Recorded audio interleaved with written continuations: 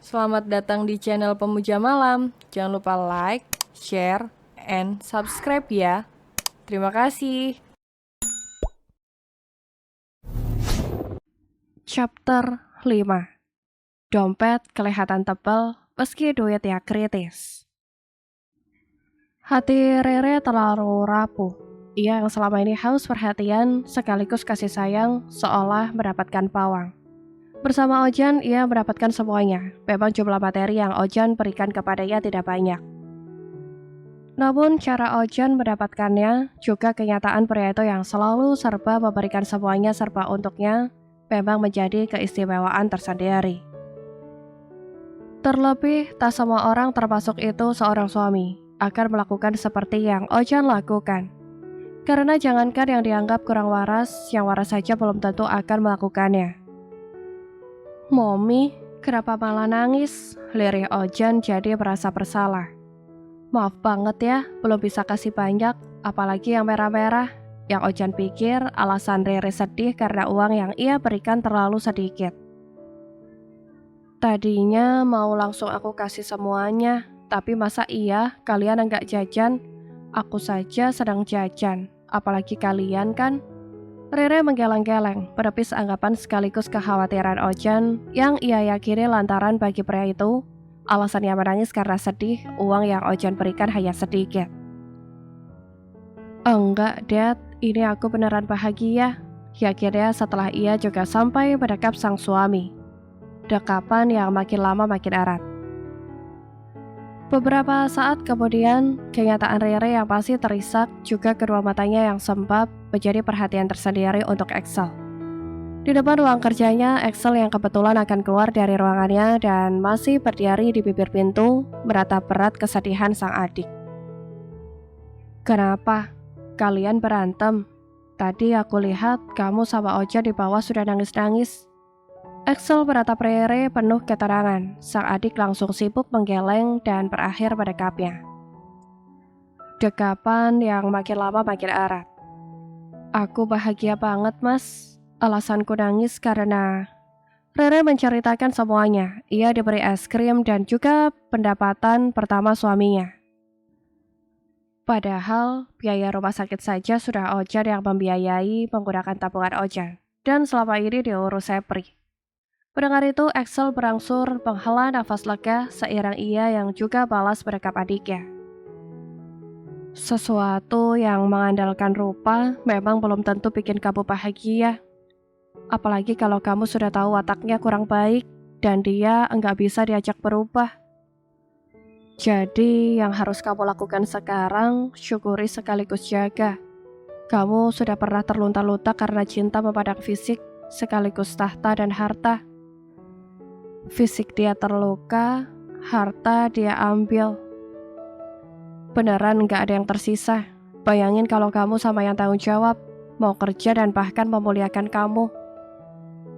Enggak apa-apa, enggak bagus rupa. Yang penting bisa bikin kamu nyaman.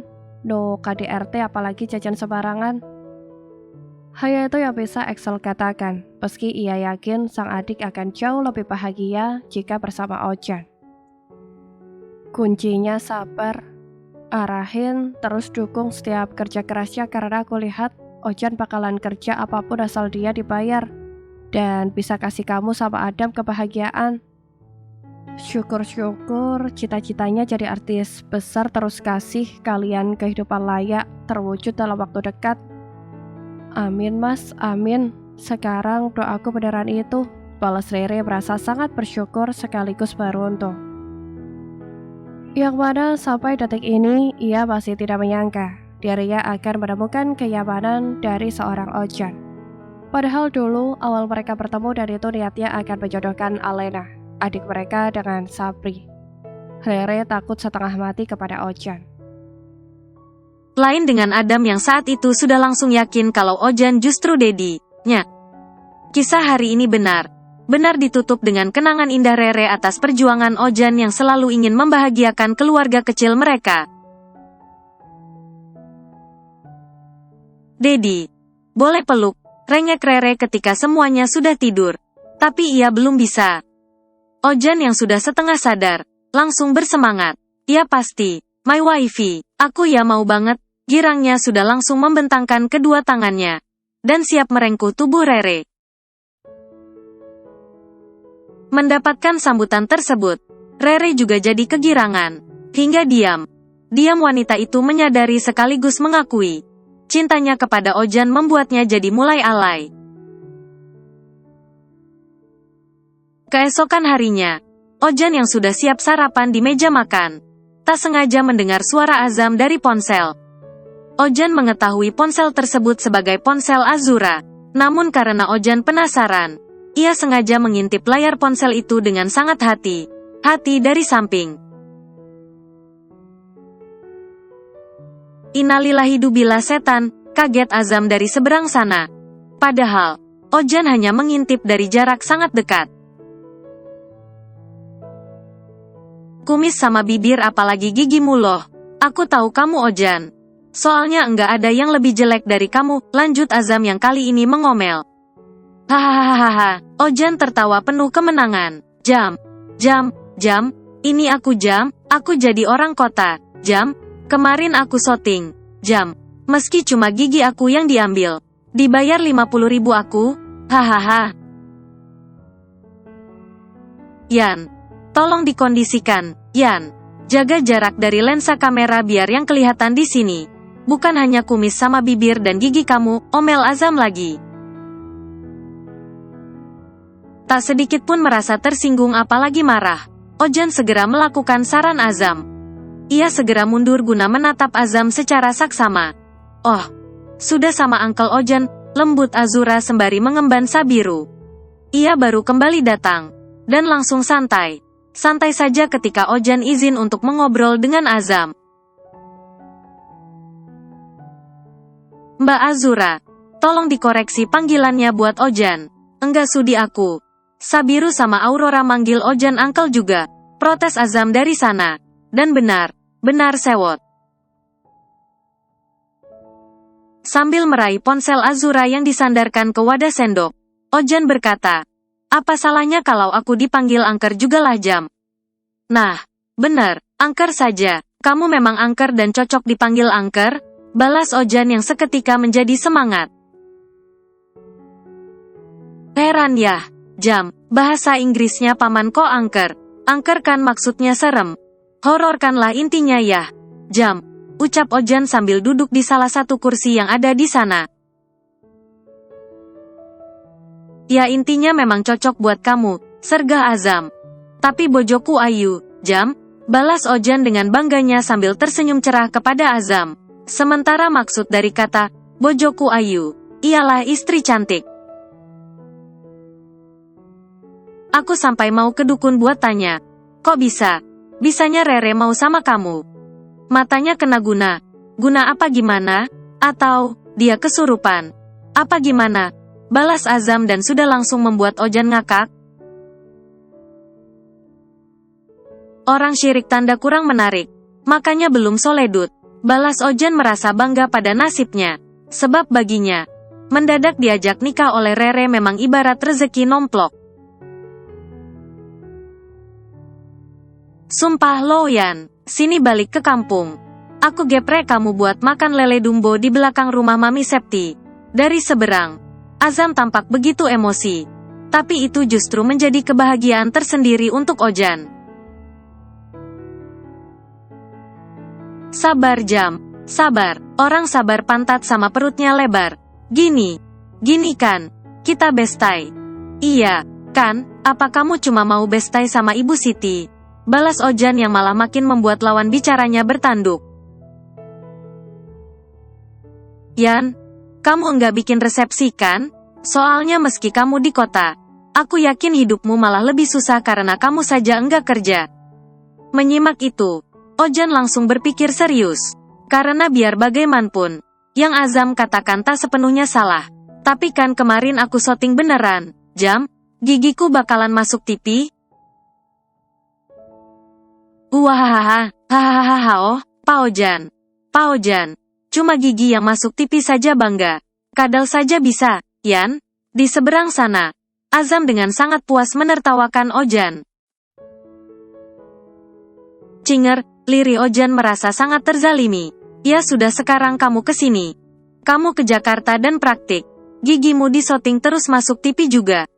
Bisa enggak? Kalau kamu sampai enggak bisa, kamu wajib bayar denda ke aku. Lumayan bisa buat beli beras. Buat makan istri dan anakku. Ya Jam ya, wajib bisa pokoknya karena kamu bilang. Soting gigi masuk TV. Kadal saja bisa. Kali ini Ojan sengaja menantang Azam. Tampak Azam yang sudah langsung kebingungan. Ah, Yan, kok sekarang kamu jadi agak pinter ya? Ah enggak seru ah. Protes Azam. Ya iyalah, kan belajar dari my wifey. My wifey kalau buat kamu yang enggak terbiasa ngomong Inggris, Jam. Ngerti enggak kamu? Jangan bingung. Bingung gitu Jam. Kelihatan orang susahnya. Kalau memang enggak tahu, tanya saja. Malu bertanya. Jodoh lo aku Sita. Hahaha. Kali ini giliran Ojan yang tertawa puas. Cingermu, Yan, sombong banget kalau ngomong giginya enggak pernah lewat jalan, semprot Azam. Ngapain gigi aku suruh lewat jalan, Jam? Kalau makanan saja banyak, mohon maaf. Aku bukan orang susah. Apalagi efek gigiku yang agak maju. Nasib gigiku pun lebih depan dari gigi kamu. Ih, sorry ya. Gigi kita beda kasta. Balas Ojan dengan gaya yang benar. Benar julid. Sekelas Azam yang biasanya nyinyir. Sampai menangis gara. Gara menertawakan gaya Ojan. Gini ya, Yan. Kamu baru gigi yang masuk TV saja sesombong itu. Nanti Allah marah. Terus kirim malaikat Israel buat cabut semua gigi kamu. Ucap Azam yang sampai detik ini masih saja tertawa. Ih jangan ih. Gigi ini aset, ya Allah. Ampuni Ojan ya Allah. Ojan anak baik. Yakin Ojan yang kemudian dialihkan oleh kemunculan Mas Aidan yang ada di sebelah Azam. Mas Aidan kembaranku. How are you? Sapanya sangat sopan. Kemudian mengangsurkan tangan kanannya ke layar kaca. Mas Aidan yang sudah langsung sibuk menahan tawa. Menatap penuh tanya maksud Ojan. Ini maksudnya sungkem, Mas. Biasa, pengantin baru, masih banyak rezeki. Masih anget. Angetnya, ucap Ojan makin manis. Beda ketika ia kepada Azam. Pengantin baru apaan? Itu Rere besok kalau dibawa sini. Aku bawa ke tempat rukiah. Takutnya dia ditempelin jin katarak atau malah penyuka laki. Laki jelek sekasta kamu, sergah Azam. Namun, Ojan dengan sabar menanggapi penuh senyum sambil mengangguk lembut. Aku wajib lebih sabar dari biksu tong kayaknya. Apalagi Azam kan lebih enggak bisa diem dari Wokong. Mas Aidan mengangguk. Angguk. Intinya, Azam takut kalau Mas Ojan sampai gelar resepsi. Soalnya kan, Azam pernah bilang, Mas jangan bilang. Bilang ih. Ah, Yan, kamu enggak usah bikin resepsi, ya? Biar uang kamu bisa buat keperluan yang lain. Buat beli beras kek. Atau malah sekolah anaknya Rere. Iya. Kan? Aku gini. Gini perhatiannya pokoknya Yan. Lopiupul pokoknya. Sergah Azam. Tapi kalau kamu baik ke aku biasanya ada maksud jahit alias jahat bin julid loh, Jam. Coba Mas Aidan saudara kembarku. Tolong dijelaskan jelasnya untuk maksud yang tadi. Biar aku semaret, yakin Ojan.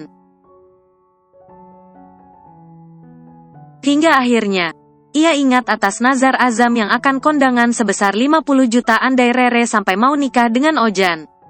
Mas Aidan lah yang menceritakannya.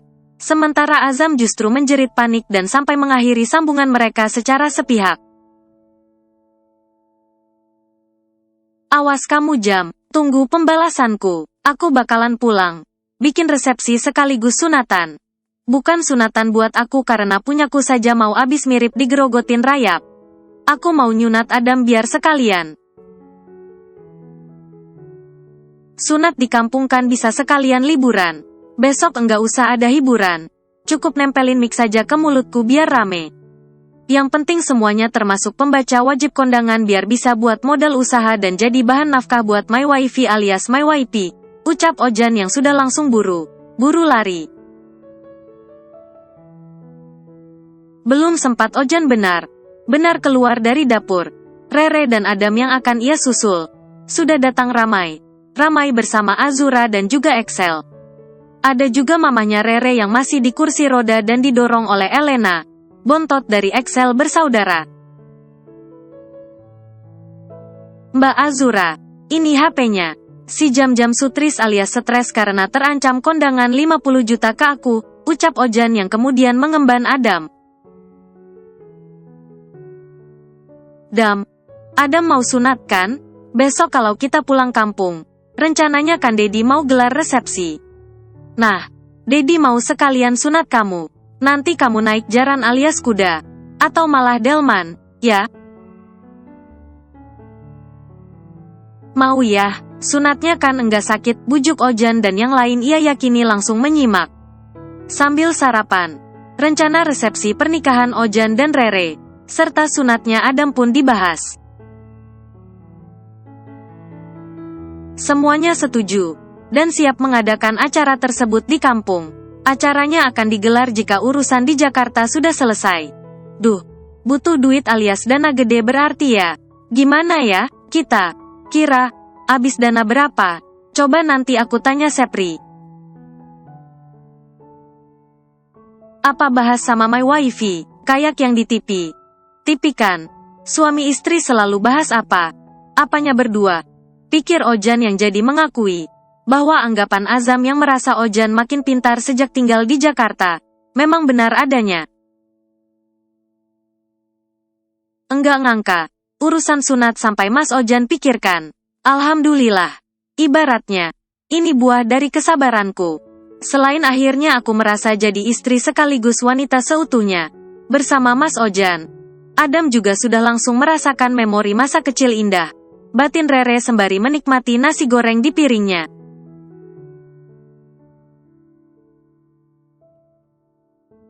Masalahnya, aku bingung sama biayanya, Pri. Ojan yang belum berani membahas ke Rere sebelum ia mendapatkan dana untuk resepsi sekaligus hajatan sunatnya Adam, sengaja menghubungi Sepri. Siang ini, Ojan kembali ikut ke pabrik. Layaknya sebelumnya, ia dijatah menjaga Adam. Mereka ada di depan pabrik, sementara Adam tengah main mobilan sekaligus robotan. Ojan sengaja membawa mainan itu agar sembari menunggu Rere bekerja, putra sambungnya tidak bosan. Nah, itu kamu tahu masalahnya. Kamu enggak punya biaya, atau itu dana buat ngadain acara. Ngapain pengen ngadain? Balas Sepri dari seberang sana. Kamu, ada tabungan, kan, Pri? Boleh pinjam dulu. Enggak, liri Ojan sengaja agar tidak terdengar Adam. Aku ada tabungan. Tapi beneran enggak boleh dipinjamkan. Soalnya ini memang tabungan yang enggak boleh diganggu-gugat. Dan kamu pun wajib punya juga. Jadi, ibaratnya kamu wajib punya yang buat sehari-hari, punya tabungan darurat, juga punya tabungan yang enggak bisa diganggu-gugat buat masa depan anak. Sementara cara buat bisa adain semua itu, kamu wajib kerja, jelas Sepri. Oh, gitu ya, Pri. Ya sudah deh, ini aku berarti harus kerja dulu kumpulin dana. Wajib banting batu ini sih soalnya kalau banting tulang, encok jadi ancaman. Balas Ojan yang memutuskan untuk mengakhiri sambungan teleponnya dan Sepri. Tatapan Ojan langsung berhenti pada Adam. Melihat bocah itu, ia merasakan kebahagiaan sekaligus tanggung jawab yang begitu besar. Ia menyayangi Adam layaknya rasa sayang seorang ayah pada anak kandungnya. Dedi pasti akan melakukan yang terbaik. Batinnya benar bertekad. Bersama semilir angin yang berembus menorehkan nuansa basah. Di luar sana, di depan gerbang pabrik, ada seorang pria gundul kinclong. Bapak Suradata, Sutrarata, Sutladara, Ucap Ojan buru lari untuk menghampiri. Kamu orang, pengen syuting lagi? Tanya Pak Sutradara. Masih bertahan di luar gerbang meski Ojan sudah membukakan gerbangnya dibantu oleh satpam yang berjaga. Iya, saya memang orang, Pak. Saya orang. Nama saya Ojan. Dan saya mau syuting lagi. Namun kalau bisa, tolong jangan hanya gigi. Ucap Ojan membalas sang sutradara dengan logat ucapan sekaligus bahasa mirip lawan bicaranya itu yang memang merupakan orang Tionghoa. Si sutradara mendelik menatap tak percaya Ojan. Lah, kamu ngapain ngikutin saya punya bicara? Hah? Dengan santainya, Ojan yang masih menyimak berkata, enggak ngapain sih? Biasa saja. Ini Bapak Ratadara, silakan masuk dulu. Takut kepanasan, capek juga. Sang sutradara yang bernama Salim langsung menatap was kepada Ojan. Tapi kamu di sini ngapain? Ini pabrik siapa? Di belakang sana. Ia mendapati Adam yang kemarin sibuk digandeng Ojan datang menuntun seorang wanita berkerudung warna merah hati. Tentu itu Rere yang dipanggil oleh Adam, kemudian dibawa menghampiri Ojan. Itu siapa? Tanya Pak Salim kepada Ojan. Istri. Itu anak. Balas Ojan dengan entengnya dan sama sekali tidak berniat untuk berbohong. Jangan ngaku. Nanti jadi fitnah. Balas Pak Salim mengomel. Lah fitnah gimana? Memangnya kami jina apa gimana? Balas Ojan masih enteng. Karena Pak Salim tetap tidak percaya. Ojan sengaja meminta anak dan istrinya untuk jauh lebih cepat. Sini my wifey. Sini Adam. Sama Dedi kenalan sama Pak Salim. Namun, Ojan yang tak mau Adam capek sengaja berubah pikiran yaitu menghampiri kemudian menggendongnya. Sementara kepada Rere, ia sengaja menggandengnya. Meski sudah ada di hadapan matanya, dan Rere tampak nyaman saja digandeng Ojan, Pak Salim masih sulit percaya dan memang tidak bisa menerima kenyataan.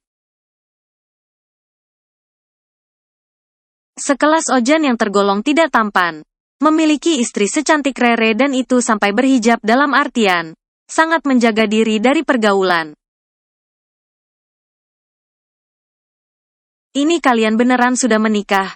Tanya Pak Salim sengaja memastikan. Memangnya kenapa, Pak? Balas Rere sengaja mengambil alih. Ia bertutur sopan tapi sangat tegas. Bentar. Ucap Ojan yang sengaja mengeluarkan dompetnya. Dompet lipat berwarna hitam itu tampak sangat tebal.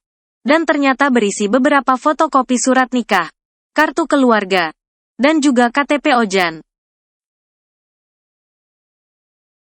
Melalui semua itu, Ojan membuktikan ucapan sekaligus statusnya dan Rere, sang istri sudah langsung memberinya senyum ceria. Patut ditiru biar dompet kelihatan tebal meski duitnya kritis. Ucapnya kepada Rere sebelum ia memfokuskan diri kepada Pak Salim lagi. Sekitar 5 menit kemudian, mereka sudah duduk di depan pos satpam. Mereka duduk di kursi plastik, yang mana selama itu, Adam masih menempel kepada Ojan. Adam di pangku Ojan. Jadi begini, Pak Ojan, Bu Ojan. Kedatangan saya kemari karena saya ingin menawari Pak Ojan kerjasama untuk proyek terbaru saya. Karena kalian sudah tahu siapa saya akan langsung berbicara saja, ucap Pak Salim. Bersambung.